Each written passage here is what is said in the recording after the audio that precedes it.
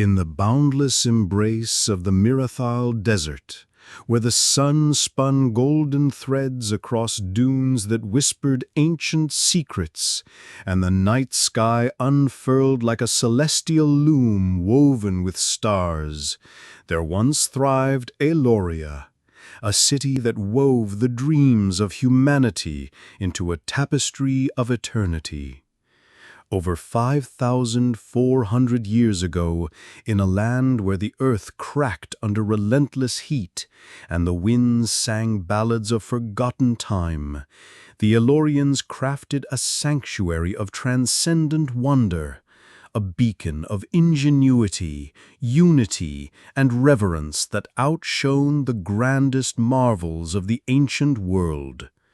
Without the clang of metal tools, the turn of wheels, or the labor of tamed beasts, they sculpted a city from the desert's own heart, a place where stone, starlight, and spirit intertwined in a luminous dance that echoed through the ages.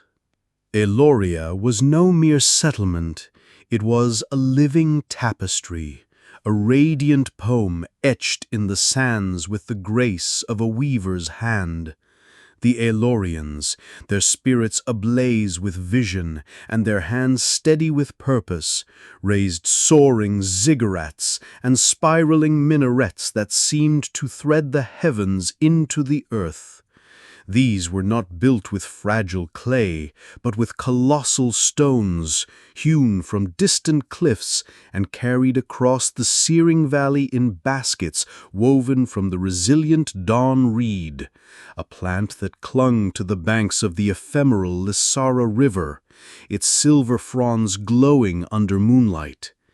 Each stone was placed with a reverence that felt like a sacred stitch, layered with earth and rubble to form structures that could withstand the desert's relentless trials, time, wind, and the earth's restless quakes.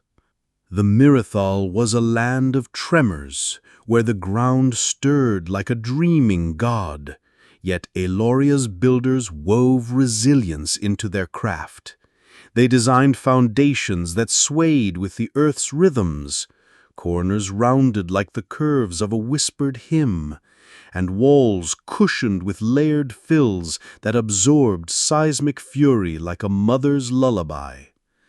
Their ziggurats stood unshaken, their minarets pointing to the stars, whispering of a people who knew the desert's soul as intimately as their own heartbeat.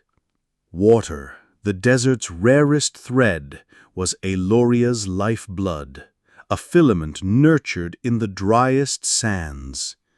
In a realm where rain was a fleeting myth, the Elorians mastered the art of weaving life from scarcity.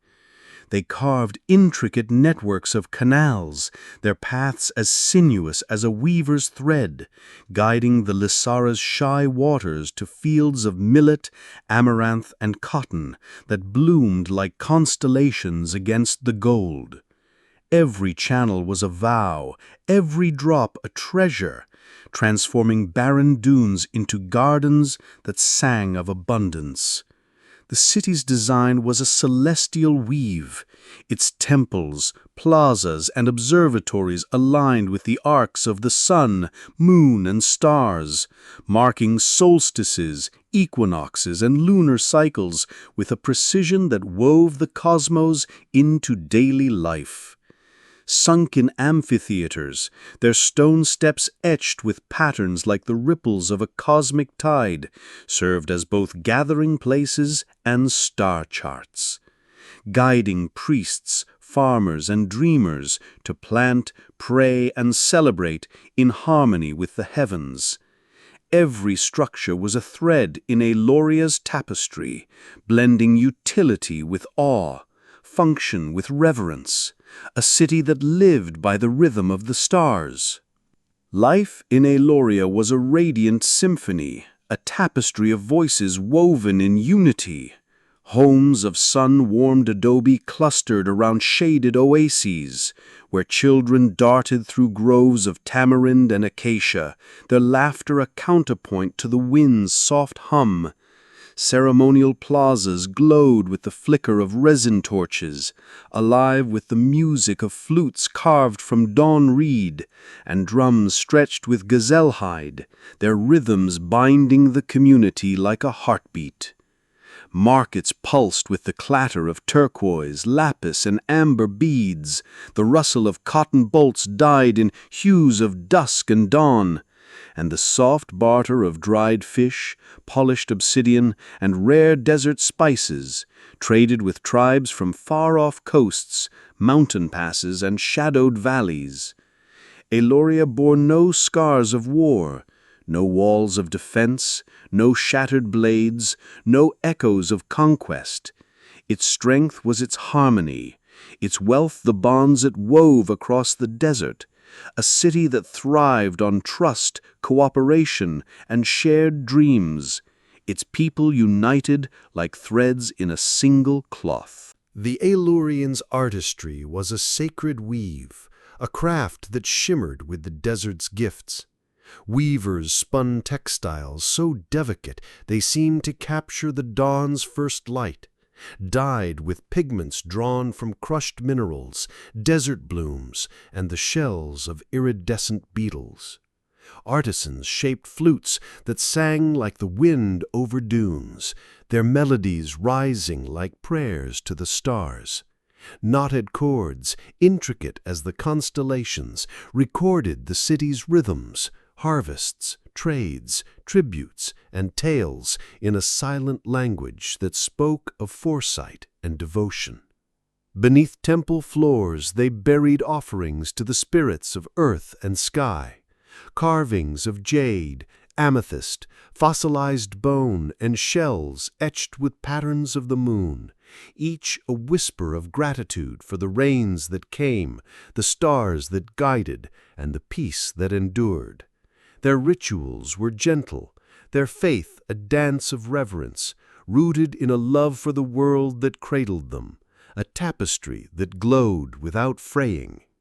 For over 13 centuries, Eloria's tapestry gleamed across the Mirathal, its fields blooming under starlit skies, its plazas alive with the murmur of voices, the pulse of drums, and the laughter of children chasing fireflies through stone alleys. Traders carried its name to distant lands, and generations grew up in its radiant embrace, their dreams woven into the city's timeless beauty. Yet, like a cloth that softens with time, Eloria's light began to fade.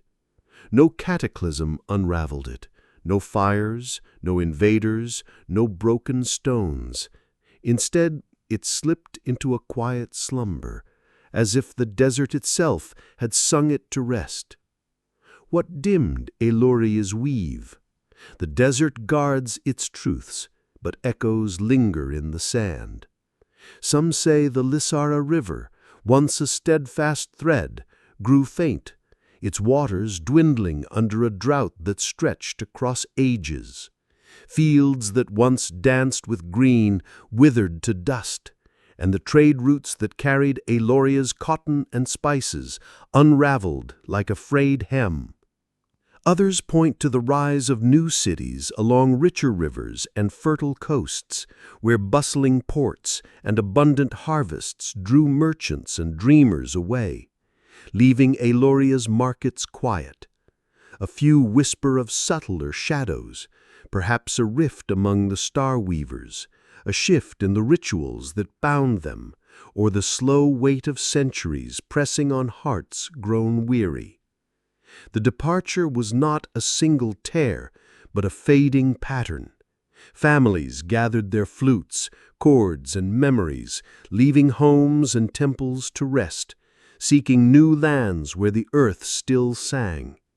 Children who once raced through Eloria's plazas grew old in distant valleys, their stories of the city softening into myth, carried on the wind like scattered threads. The desert, ever tender, wove Eloria into its embrace. Sands drifted over ziggurats, burying flutes and carvings beneath a golden veil.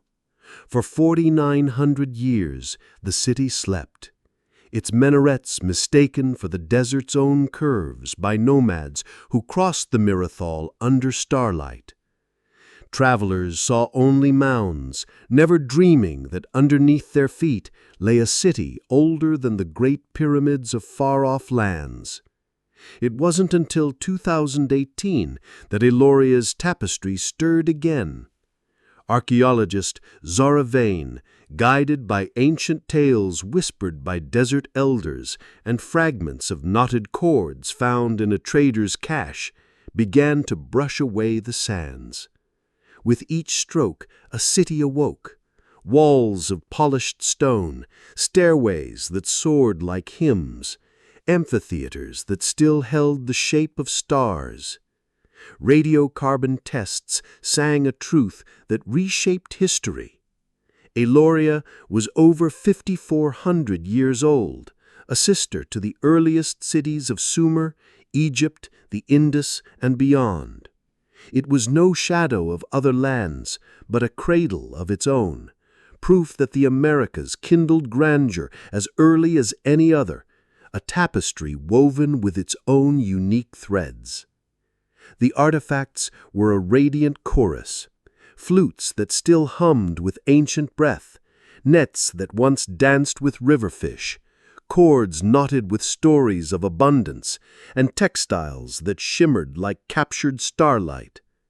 Offerings of jade, amethyst, fossilized bone, and moon-etched shells, tucked beneath temple stones, spoke of a people who loved their world with quiet devotion. Eloria's rediscovery was a reweaving, a tapestry rising from the sands to gleam under the open sky.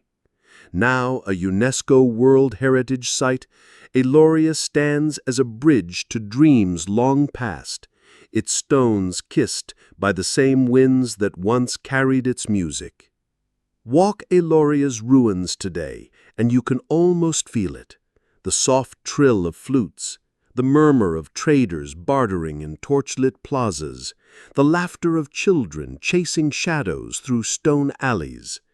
Eloria's tapestry is one of peace, of a people who built not for power but for wonder, not for conquest but for connection. It challenges the tale that civilization must be forged in fire, offering instead a vision of a world woven from harmony and hope. Eloria proves that humanity's spark blazed bright in many lands, each shaped by different hands but kindled by the same longing to create, to connect, to reach for the eternal. Its stones, polished by time and wind, shimmer with a light that waits to inspire again. Eloria's legacy stretches beyond the Mirathol, a tapestry that glows in the hearts of those who listen. It teaches that even in the harshest deserts, where life seems impossible, the seeds of beauty, wisdom, and peace can take root. Its ziggurats, though weathered, stand as a testament to a people who saw the divine in the stars, the sacred in the sand, and the eternal in their dreams. Eloria is not just a relic of the past, but a beacon for the future, reminding us that the greatest civilizations are those that build not to dominate, but to endure, not to conquer, but to create. Under the desert's endless sky, Eloria's stones still weave their star-woven song, a luminous thread of hope waiting for the world to join its radiant dance.